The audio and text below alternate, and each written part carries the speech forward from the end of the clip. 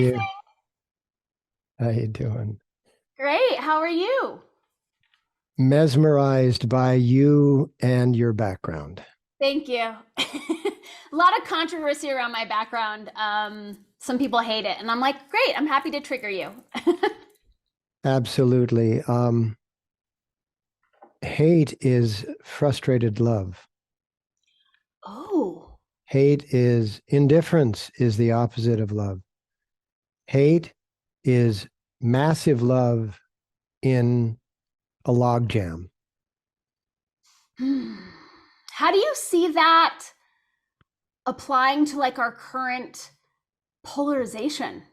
Love, we all love each other, and there's a logjam stuck in the throat of understanding because the throat stands under the brain, right? And formulates words into which what the brain comes up with, the head brain comes up with, and the heart brain comes up with, and the gut brain comes up with, all feeding together. The metabolization in the thyroid and parathyroid in the throat are what take all of that information and turn it into nutrition or waste. Mm-hmm.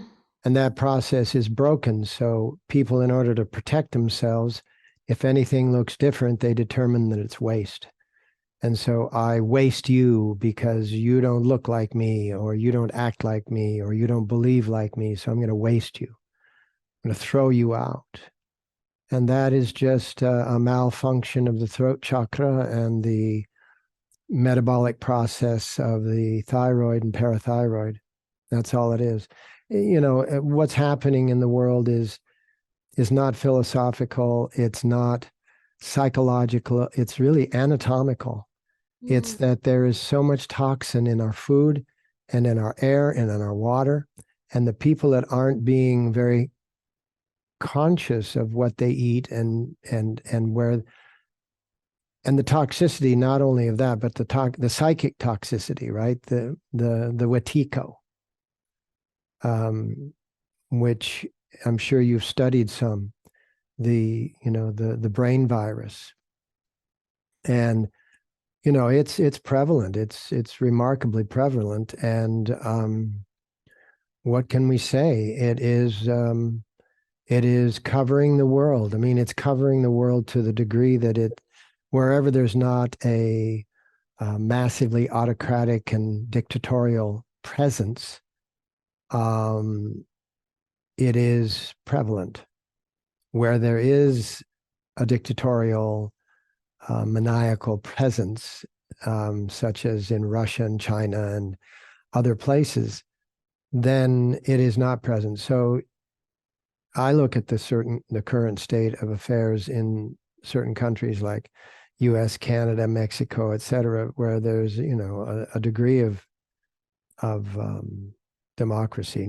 There's never been real democracy, but there's a degree of it, I look at these really heavily disputed circumstances as a demonstration of the health in the disease.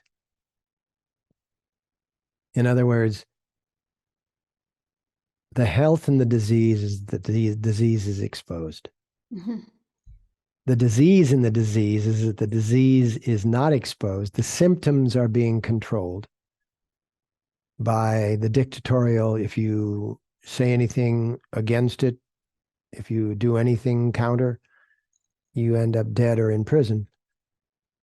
That's like a lot of antibiotics, which wipe out the symptoms, but do nothing for the cause. And so what we're seeing in our, this country of the world, and in Western European democracies, and in some of the democracies around, Latin America and Africa, et cetera, in Australia, New Zealand, let me not leave anything out. Mm-hmm. What we're seeing is the healthy nature of disease that's being exposed. It's interesting. I didn't know we were going to go here, and I love talking to you, and I have my list of questions, but it's reminding me of an interview I recently did with Cynthia McKinney. And Cynthia McKinney was pretty much booted out of US politics, even though she was an elected leader. And she lives in Bangladesh now.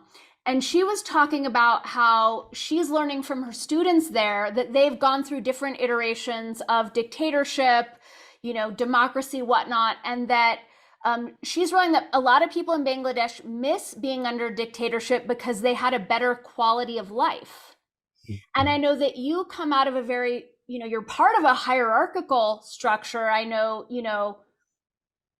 Yogi Bhajan at the time, put you and your wife together, and there was this kind of singular leader who, with an expansive perspective, who was looking out for the greater good. Do you think that this is something that democracy, real or fictional, is going to get us out of? Or have we hit a point where we actually need someone with a lot more wisdom to steer us onto saner waters? No, the reason that I say no to your last point, someone, is that there is no escaping the absolute truth in power corrupts, and absolute power corrupts absolutely. Right.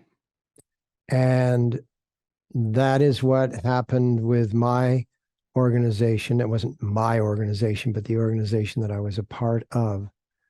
And because there was an individual with absolute power, and that absolute power corrupted an individual that I knew before the corruption had begun. I knew that individual when they were just one amongst us. More knowledge, but not more authority. And I saw the line of demarcation when suddenly there became an unquestionability in which you could not question any of the statements. And once that happened, I began to pull back and build my own world, which is why my classes were so different from everyone else's classes at Yoga West. They were also the largest classes. My classes in teacher trainings, were the largest in the world. And they didn't resemble anything like the standard, because the standard was being dictated by a brand orientation that was trying to protect the hierarchy. Right. My interest was only in spreading the teachings that were teachings rather than tauntings that were able to, there's some words for you, you word expert, you, rather than spreading the tauntings, which were just going to maintain a structure. And so I'm an anarchist in that I break down structures very much like a healing mechanism that needs to break down the structure of the disease in order for the healing to begin. Anything that is symptomatic, that covers the symptoms and allows you to feel good, but you're not good. This is what those dictatorial powers that are giving you what you need so that you don't question the dictatorial structure. Right. It's like the Roman Colosseum. They had feasts and they had plenty of wine, to get people intoxicated, and a lot of food.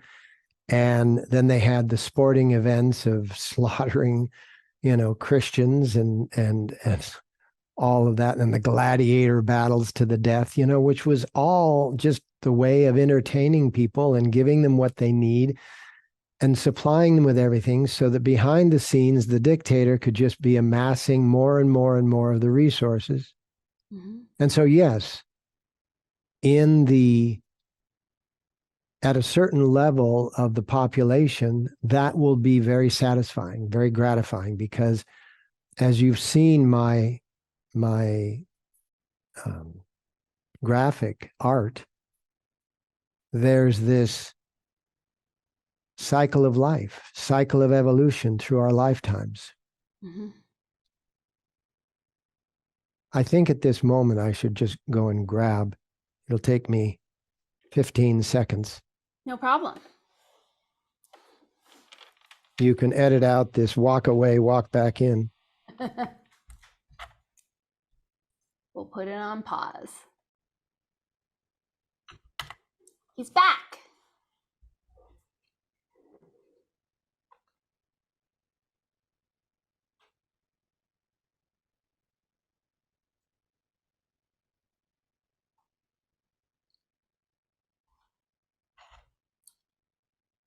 I got markers on the floor, so I know exactly where to put everything. Awesome. So professional. That looks great. So this is the spiral of humanity, of human evolution in consciousness. And the black and white area shows the pre-human births. Mm-hmm. Looks a lot like your background. Indeed. And then the majority of humanity on any living planet, any planetary system, the vast majority of humanity is in this very early stages of human development. And it's known in the, ancient texts as the embryo version of humanity. Mm-hmm. And in this version of humanity, we're learning how to be bipedal hominids. We're learning how to, exist in an upright form. Mm-hmm. We're learning how to, because the upright form gives us greater third dimensional view, optics. So we're learning how to navigate more of the three-dimensional space. Mm-hmm. And we're also learning how to navigate time, Mm-hmm. which is, the heartbeat of existence. Mm-hmm. And so for the first tens of thousands, tens and tens and tens of thousands of our existences, we dwell in this arena. Mm-hmm. And this arena is 66.7% of the world's population. So of course, the majority of humanity is going to believe in a certain, I'll take care of you kind of authority, Mm-hmm. because it's infant. Yeah. Not less important, not less special, nothing. As a matter of fact, the South Asian population 5,000 years ago destroyed these teachings by creating the caste system out of them, which just made them horrific. Mm-hmm. But this is what it is. Then the next level are the fetals. And the fetals are the ones that are maximizing their self-interest, because a fetus in the womb has to maximize its self-interest in order to survive birth. Mm-hmm. Without being a strong physical body that has extracted the maximum amount of nutrition from the mother, that child is not going to survive the birthing process. Mm-hmm. Then it goes into the birthing process. So the fetals are the maniacs in the world, Mm-hmm. the authoritarians in the world. Mm-hmm. And they know, and they're discovering even more and more so, that they have a voting majority here. Yeah. And so they're playing to this voting majority that will believe anything. Right. It will believe the Xanon, the QAnon, the YAnon, the Emanon, the Emanon, the on and on and on and on and on and on. They'll believe anything that they are fed. Mm-hmm. Just like children believe their parents. Right. Then you come into this area here, which are the natals. Mm-hmm. They're the ones being born, and they're the ones under the greatest amount of psycho-emotional pressure. And they will be your schizophrenics, your autistics, your drug addicts, your alcoholics, your everything. That's this area here. Mm-hmm. Because this area here is looking for a way out of the intensity of the pressure. Mhm. So that's 10%. This is 20%. This is 66.7%. This is 10% of the world's population on a living planet at any given time. And then you have the 3%, which are the dhyanals. The dhyanals are the ones who are coming out there, the spaced out, why, they're coming out of the intensity of the birthing process. They're the sobriety, I don't trust that I have to keep doing.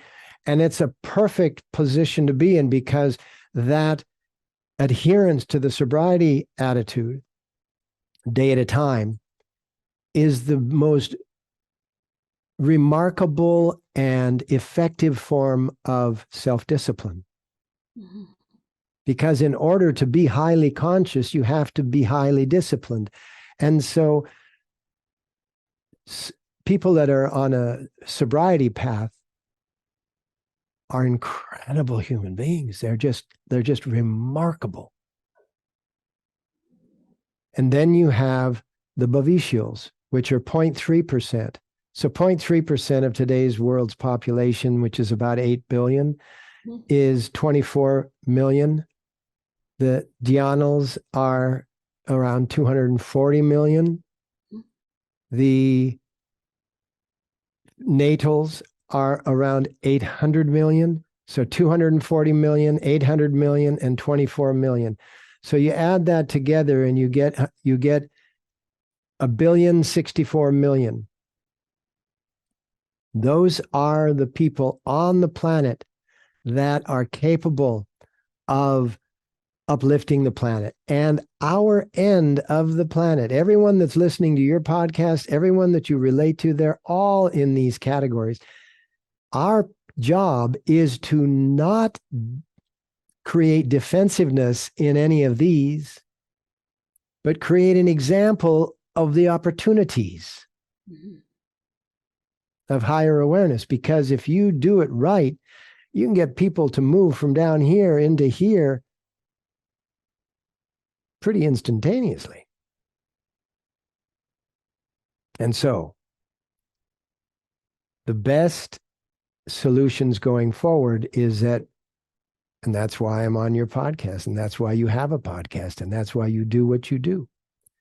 And that is to open up the greatest number of human beings to the potentials that exist beyond the satisfaction of comfort.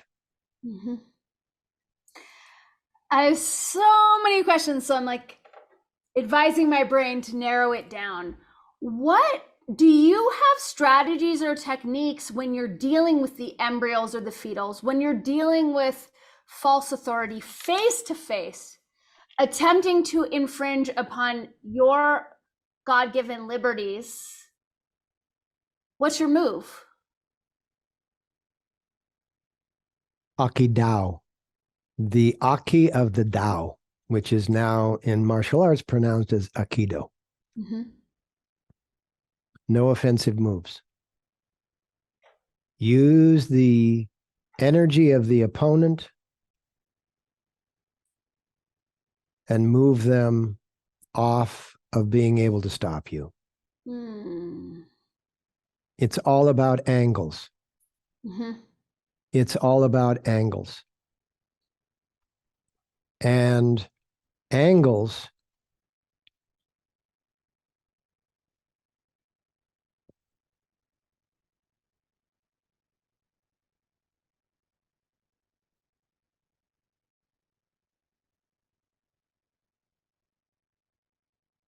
angles are all about stance. Mm-hmm. If you look at the human anatomy, you have the two legs coming up, and then you have the crossbar of the pelvic bowl. Mm-hmm. Identical to a temple gate. Mm-hmm. That's why you'll see on my social media reels. You'll see it in all of my website, etc. You'll always see the symbol of that temple gate because it represents the stance. And it's on top of that stance that all of our mechanisms, our anatomical mechanisms that affect our emotional mechanisms, that affect our mental state, it's all situated on top of this pelvic bowl, which is known as the Kundalini plexus of Ganesha, because it looks like an elephant head with the ears. Yeah. And here's the trunk. Yeah. And these hands that look like they're feeding in, these are the Kundalinis. These are the Kundalini nerves feeding into the spinal cord. Mm-hmm. This is the bowl of our stance. Mm-hmm. And it's how you use that bowl of your stance that gives you the angle at which you perceive the opposition, the enemy, the ones trying to take you out of your game. Mm-hmm. You think of the ancient martial artists, and it was the Dantian, which is the central point of the Kundalini. Mm-hmm. These fingers going in start at the Dantian. Mm-hmm. That nerve plexus starts at the Dantian and then feeds in through the pelvic bowl into the pelvis. Mm-hmm. Those ancient martial artists could be my age and much older and much smaller than me. And a huge, massive person couldn't move them mm-hmm. because they were solid in their core and their core was fixated at the earth. Mm-hmm. And all they had to do to outmaneuver the opponent was all angular. Take mm-hmm. Bruce Lee, for example. Mm-hmm. All angular. This, in the psycho, emotional, mental, acrobatics of dealing with today's world, is all in that. And if we operate properly, the angles will give us the ability to tack against the winds of the opposition so that the opposing winds actually move us forward in the direction of the opposition to then move around. It's so important not to take it, head on and not to get upset by it. Upset is a real term, right? You get upset. Right. Well, if you're sailing and you get upset, you're not sailing anymore. You're struggling for your life. Right. And so that's exactly what it is. I had somebody the other day that, that had been being served for so long and the relationship was so beautiful. And one little attitude just flipped. And suddenly, the circumstance was nearly warfare. Mm-hmm. But you have to have two battling in a war. You can't have just one looking for the battle. Right. And so if you withdraw from the battle, then it's perfect. Yeah. Doesn't go anywhere.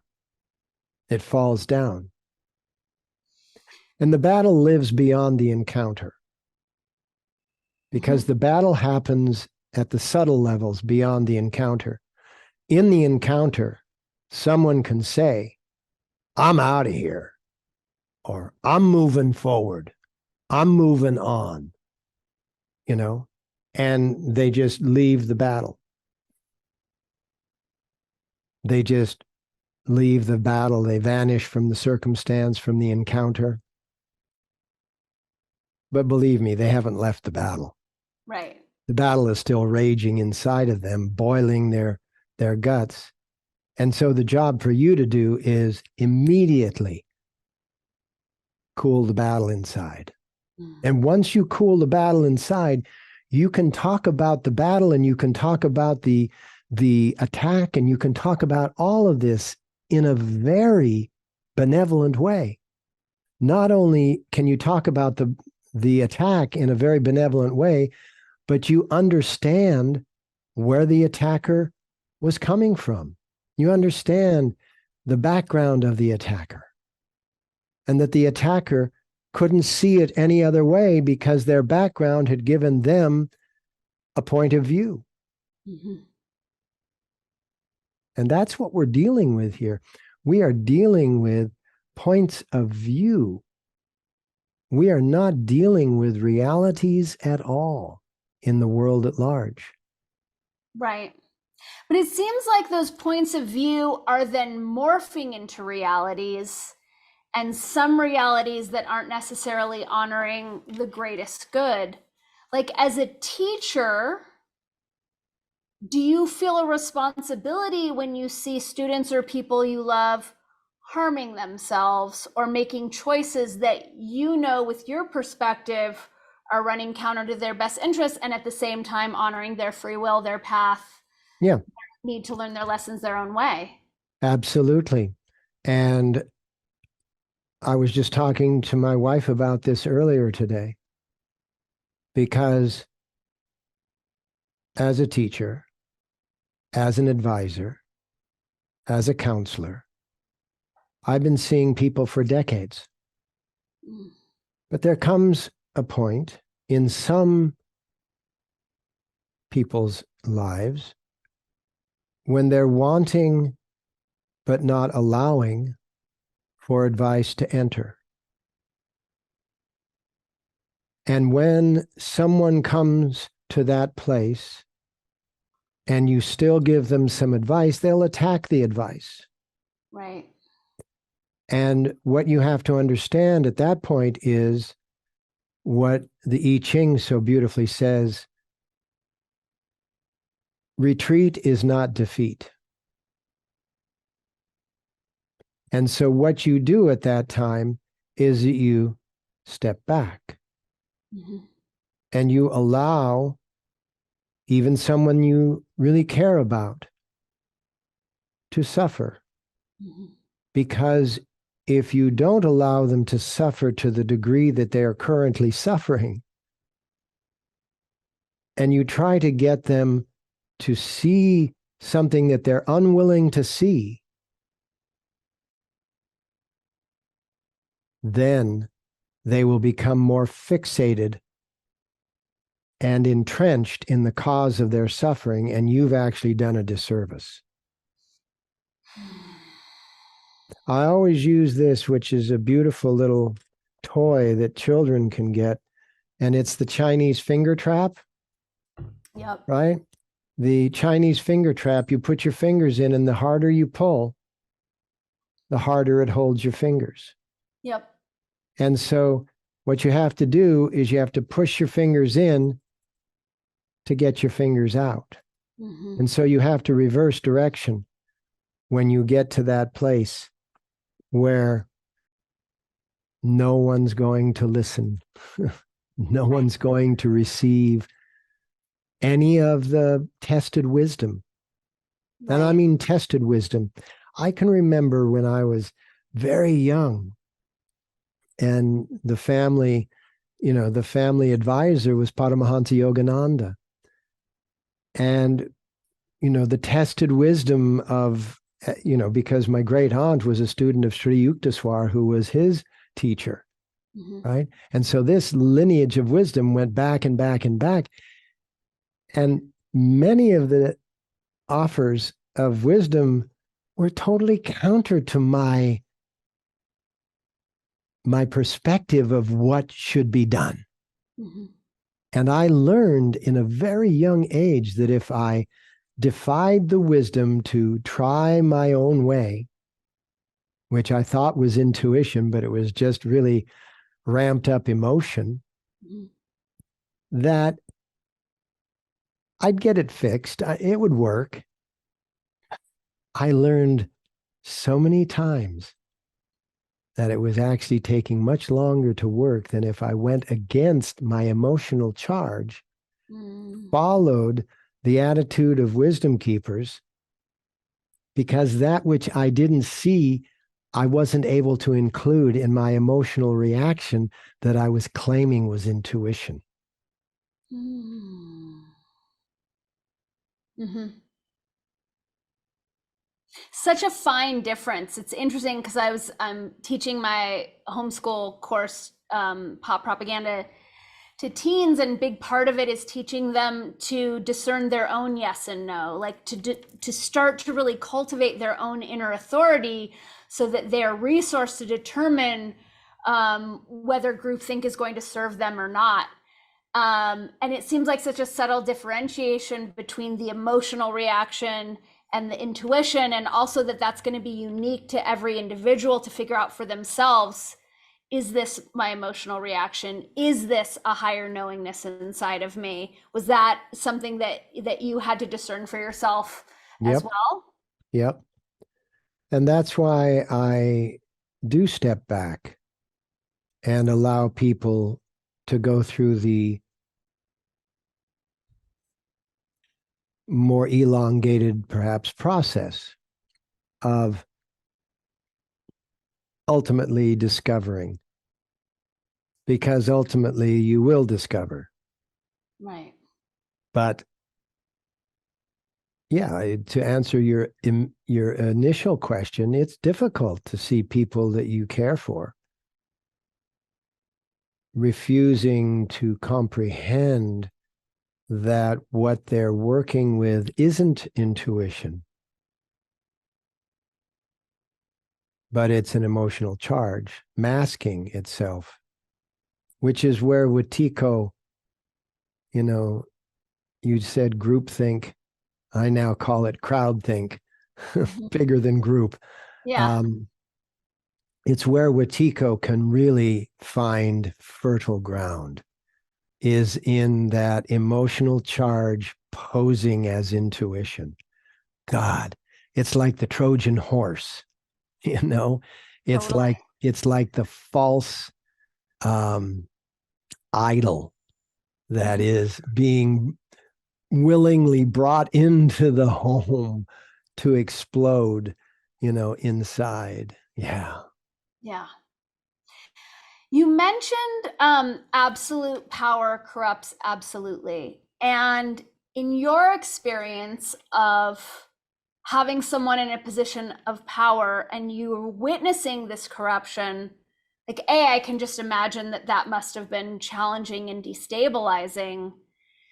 But how does that tie in with the notion of victimization? Victim culture is such a thing these days. And, especially in the past few years, we've heard so many people claim to be victims of yoga teacher X or authority figure Y. And in my mind, I felt like, well, it always takes two to tango. And, what in me is a match for this? What was our soul contract? Like, where did I give my power away? So, how do you see absolute power corrupting absolutely, differentiated from people being unwitting victims to like evil perpetrators?